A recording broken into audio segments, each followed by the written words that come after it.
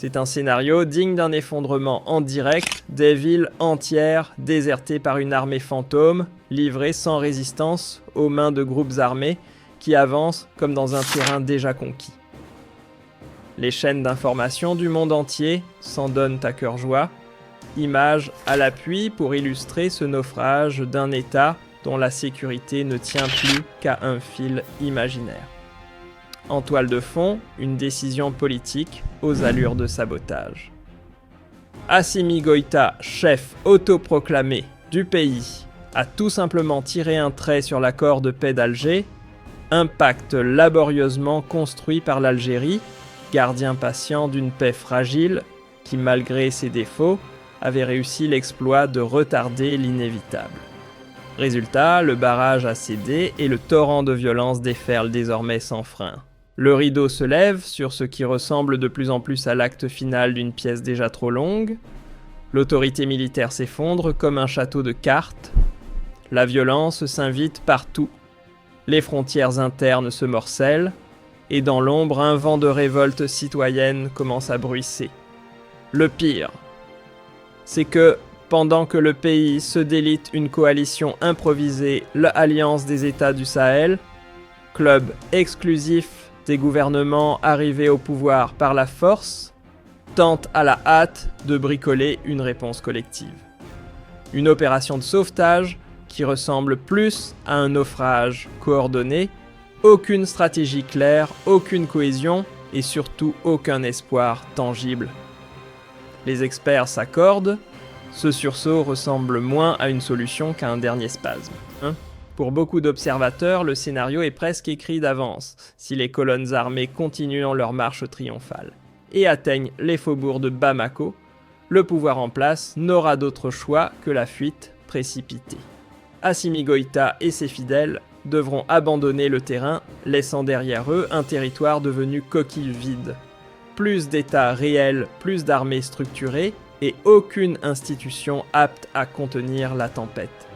Ce vide sidéral bien réel a déjà offert une autoroute stratégique aux groupes de soutien à l'islam et aux musulmans GSIM branche d'Al-Qaïda qui s'installent méthodiquement comme force dominante dans les régions nord et centre du pays, pièce par pièce, comme un joueur d'échecs qui sait que la partie lui est favorable. Le Mali, ou comment un trésor national se transforme en coffre-fort pour les Kalachnikovs. D'après de nombreuses sources, les groupes armés auraient désormais mis la main sur une portion massive, mais encore non chiffrée, des réserves aurifères du pays. De quoi se constituer un empire financier à ciel ouvert, alimenté non seulement par l'or, mais aussi par des rançons aux montants vertigineux. Le dernier exemple en date. 3 citoyens égyptiens kidnappés pour lesquels les ravisseurs ont fixé la facture de libération à 5 millions de dollars. À ce rythme-là, c'est la guerre qui finance la guerre. Sur le front diplomatique, la junte malienne semble avoir réussi un exploit rare, se couper de tous ses anciens alliés d'un seul mouvement. Hier encore, bras dessus, bras dessous avec Paris et Alger, la voilà aujourd'hui en confrontation ouverte avec ces deux piliers historiques de son appui sécuritaire. Résultat. Le pays glisse vers une solitude stratégique pendant que les chancelleries occidentales s'interrogent sérieusement. Faut-il intervenir pour endiguer l'influence croissante d'Al-Qaïda dans la région ou regarder le Sahel s'embraser à distance? Bamako a misé gros sur Moscou, croyant y trouver un rempart solide. Mais la réalité l'a vite rattrapé, la Russie engluée jusqu'au cou dans sa guerre en Ukraine n'a ni les moyens ni l'envie de venir colmater les brèches sahéliennes. Résultat, ces promesses d'appui militaire se sont révélées aussi vides que les discours officiels. Et pendant que Moscou regarde ailleurs, le terrain se vide, laissant entrevoir un possible retour des puissances occidentales. États-Unis-France ou une alliance réinventée, tous observent le vide sécuritaire grandissant surtout depuis que les ambassades plient bagages et que les expatriés sont priés de fuir le Mali au plus vite. L'heure des grandes manœuvres pourrait bien revenir malgré les rancunes accumulées. Au milieu du chaos, une voix s'élève depuis Alger. Celle du député Mohamed Ani, qui ne mâche pas ses mots, ce qui se passe au Mali, dit-il, n'est pas un simple épisode de turbulence, mais le produit d'une succession de décisions hasardeuses. L'abandon méthodique de l'accord d'Alger, la disparition des canaux de dialogue, la dérive autoritaire qui préfère les armes aux paroles, tout cela, selon lui, ne pouvait mener qu'à l'impasse. Et l'Algérie voisine, directement exposée, rappelle que sa propre sécurité est intimement liée à celle du Mali. Un effondrement de l'un n'est jamais neutre pour l'autre. Bien avant que le Mali ne plonge dans ce chaos visible à l'œil nu, l'Algérie patiente et obstinée n'avait cessé de tirer la sonnette d'alarme. Son message était limpide, sans entente politique solide, aucun arsenal, fût-il financé par les grandes puissances, ne suffira à recoller les morceaux d'un pays fracturé. L'accord d'Alger n'était pas un simple parchemin diplomatique signé à la va-vite. C'était un mécanisme réfléchi, un échafaudage fragile, certes, mais vital, conçu pour rebâtir la confiance entre un nord marginalisé et un sud dominant, désamorcer les armes et redonner une voix à ceux qu'on avait longtemps laissés en marge de la République. Ce pacte, fruit de longues tractations menées par les diplomates algériens, avait d'ailleurs été salué à l'international comme un modèle à suivre. Mais la junte montée au pouvoir à coups de force n'y a vu qu'un carcan gênant. Lentement, méthodiquement, elle en a vidé la substance jusqu'à le rayer de la carte. Et avec lui, c'est la cohésion de l'État malien qui s'est effondré comme un jeu de dominos.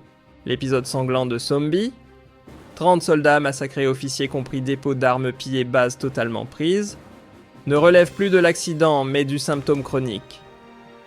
L'autorité centrale ne contrôle plus rien, ni le territoire, ni la violence. L'État ne garantit plus, il observe impuissant. Il y a des moments où l'effroi cesse d'être un frisson pour devenir une réalité nue, brutale.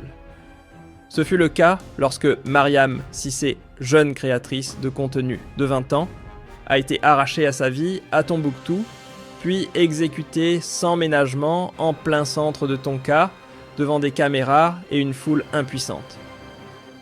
Les images insoutenables ont circulé comme un coup de massue dans l'espace public.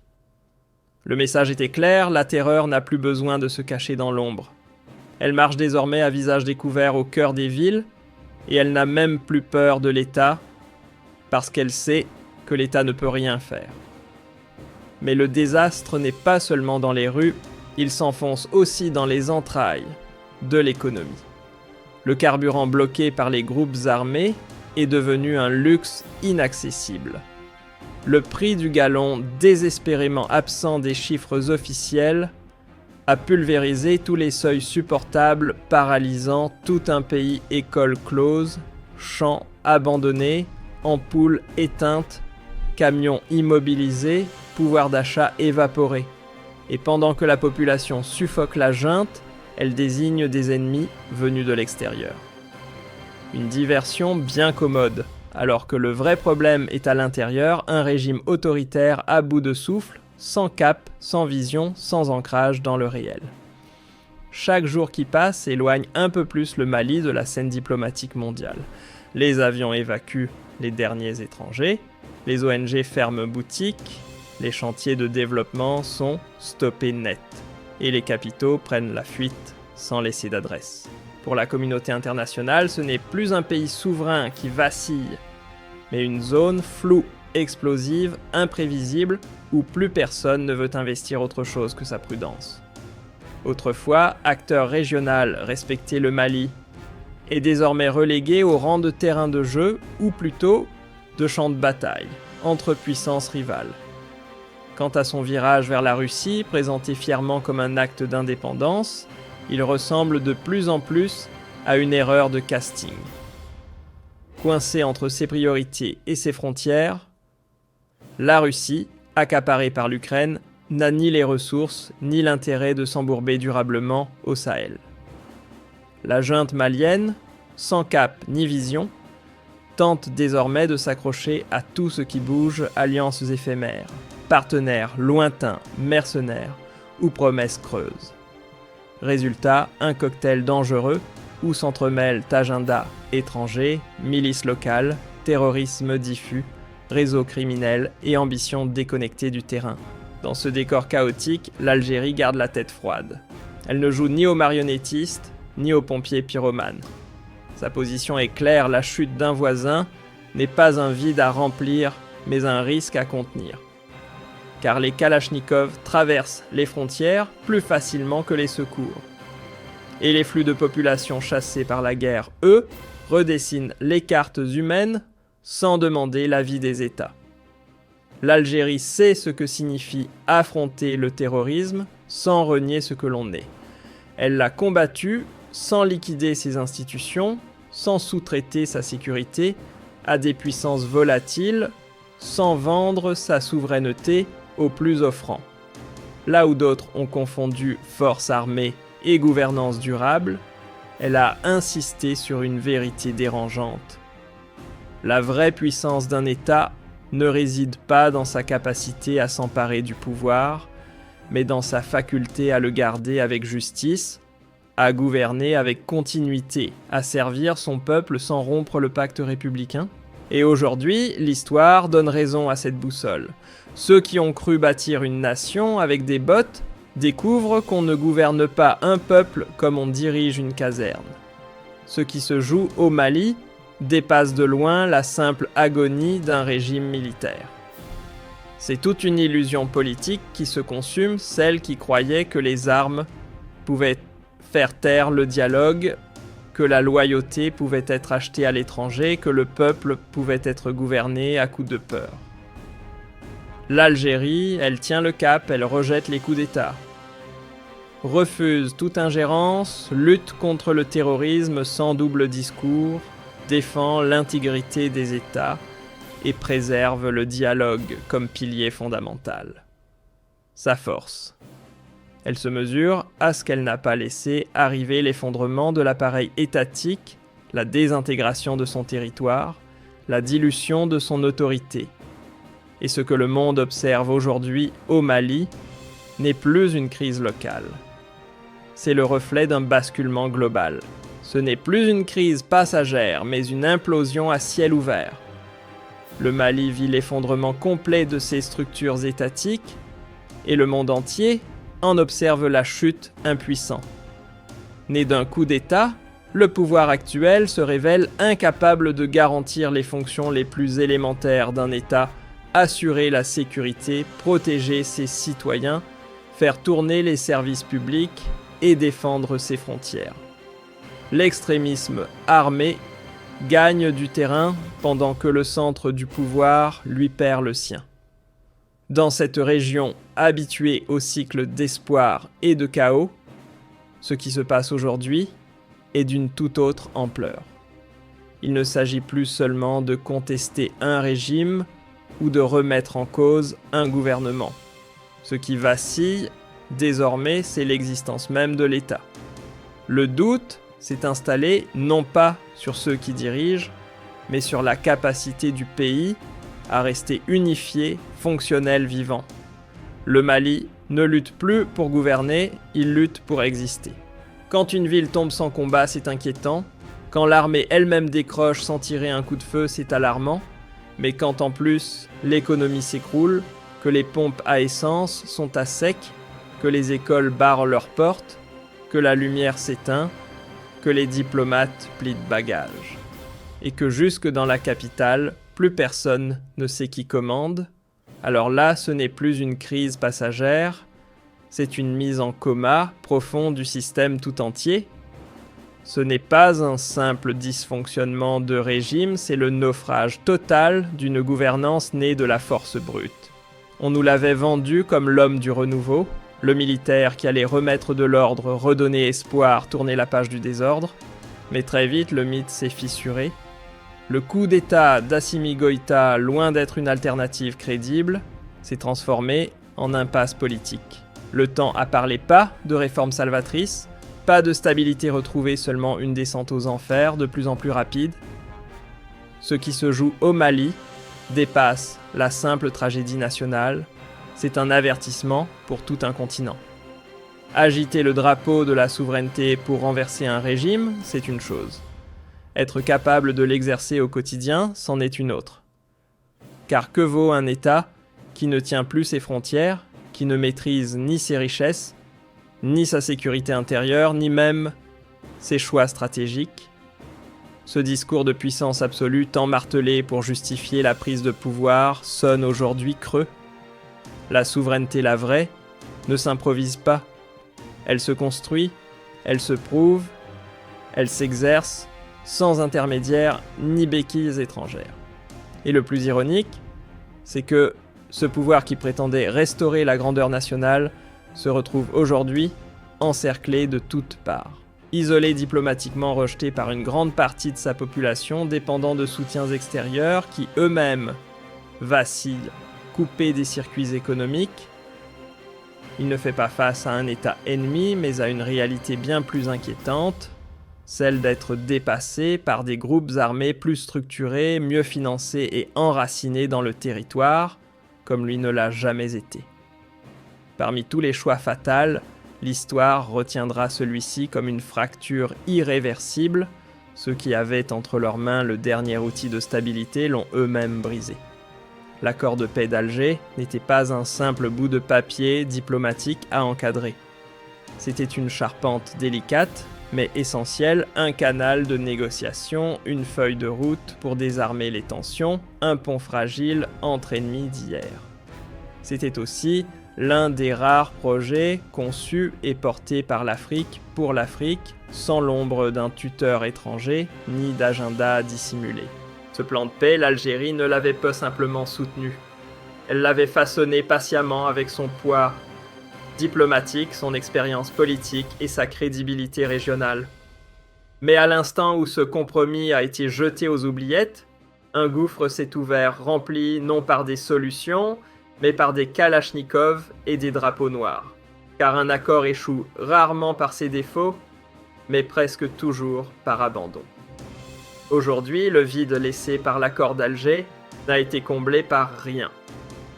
Aucun substitut, aucun plan B. Et quand le terrain politique reste vide, ce ne sont jamais les bulletins de vote qui arrivent en premier, ce sont les fusils.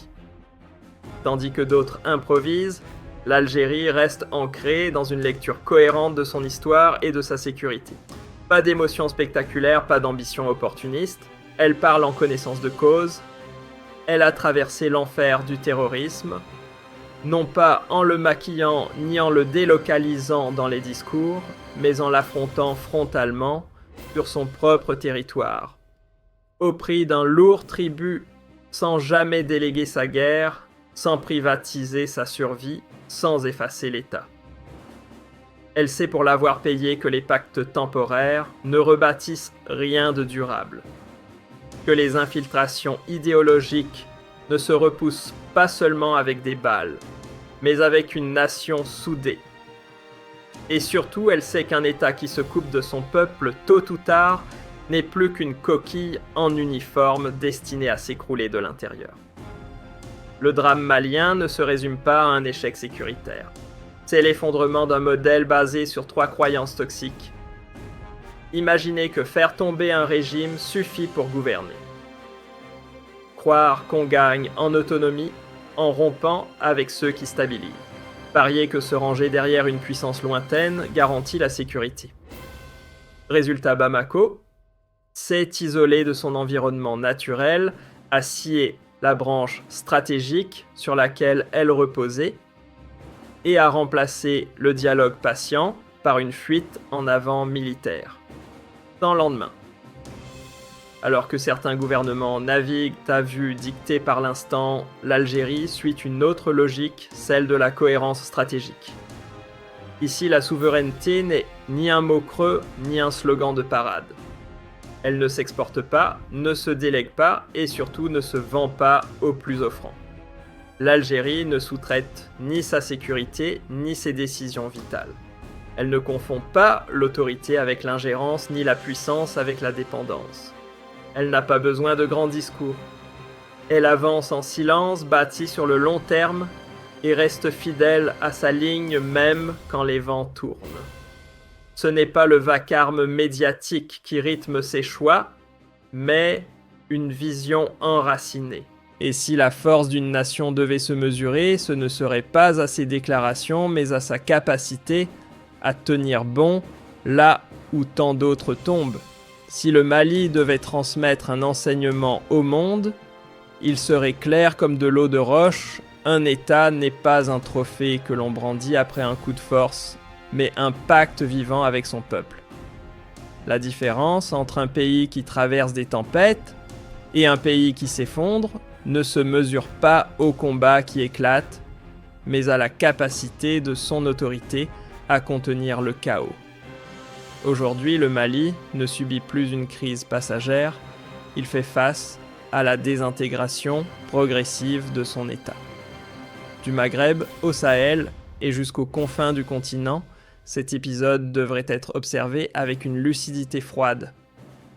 Ce qui se joue au Mali ne relève ni d'un duel idéologique Est contre Ouest, ni d'une bataille d'influence entre grandes puissances en quête de zones d'ombre. La question est infiniment plus vitale, qui se tient aux côtés des États africains lorsque tout vacille, qui aide à construire au lieu de prendre la place, qui offre de la solidité plutôt que des promesses suppliantes, qui agit en prévention plutôt que d'attendre que tout s'écroule pour se poser en sauveur, qui parle le dialecte des institutions et non celui des milices. L'histoire récente l'a démontré sans ambiguïté. Le meilleur allié n'est jamais celui qui exhibe la plus grande quantité d'armes, mais celui qui reste engagé pour préserver l'État dans la durée. C'est sous cet angle qu'il faut lire la posture algérienne, une posture ni dominatrice, ni passive, ni guidée par l'ambition territoriale. Elle repose sur un principe d'une simplicité implacable. La sécurité ne tombe pas du ciel, elle se bâtit. La souveraineté ne se crie pas, elle se pratique. La stabilité ne s'achète pas à l'étranger, elle se protège patiemment. L'Algérie ne cherche ni à tirer parti des crises régionales, ni à s'y installer. Son objectif est clair, éviter que les fractures de ses voisins ne se transforment en catastrophes irréversibles. L'avenir du Mali demeure enveloppé d'incertitudes, mais une vérité s'impose déjà: aucune armée exaltée, aucune coalition montée à la hâte, aucun slogan se réclamant de la rupture ou de la légitimité révolutionnaire ne pourra jamais remplacer un véritable État, un État qui gouverne avec sa population et non en lui faisant face.